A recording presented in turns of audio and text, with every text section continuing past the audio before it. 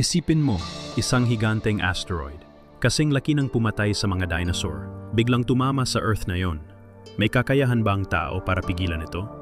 Sa ngayon, may pag-asa tayo. Noong 2022, matagumpay na nabago ng NASA ang direksyon ng isang asteroid gamit ang spacecraft mission na tinawag na DART. Pero may problema. Kung sobrang laki ng asteroid at huli na natin itong nakita, maaring kulang pa rin ang teknolohiya natin. Kapag tumama ito sa Earth, posibleng magkaroon ng napakalalakas na lindol, sunog, tsunami, at pagdilim ng buong mundo dahil sa alikabok sa atmosphere. At tulad ng nangyari sa mga dinosaur, maaring milyon-milyong buhay ang mawala.